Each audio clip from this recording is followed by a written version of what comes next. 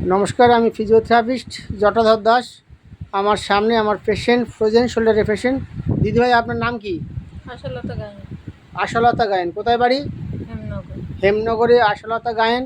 ওনার পাশে ওনার স্বামী, আমার দাদা। দাদা, আপনার নাম কি? অশোক কুমার গায়েন। অশোকদা দিদিকে নিয়ে এসছেন আমাকে ফিজিওথেরাপি করবার জন্য আমার কাছে। ওনার ফ্রোজেন শোল্ডার হয়েছে। দিদি, হাত তুলুন তো উঁচু করে। এর বেশি হাত তুলতে পারছেন না? হ্যাঁ, তুলতে পারছেন না তো? আচ্ছা, নামান, হাত নামান, হাত নামান। পিছন দিকে নিয়ে যান, এরকম হাত করুন। হাত, হ্যাঁ, হাত ওইটুকুই যাচ্ছে, আর যাচ্ছে না। ঠিক আছে। আপনি কাপড় ঠিকঠাক পরতে পারছেন? না, কাপড় পরতে পারছেন না। বাথরুম, হ্যাঁ, কষ্ট করেই পরতে হচ্ছে, তাই তো? না, আচ্ছা, এইবার অনেক কষ্ট করে উনি কাপড় পরছেন, তো এরকম একটা ফ্রোজেন শোল্ডার হয়েছে।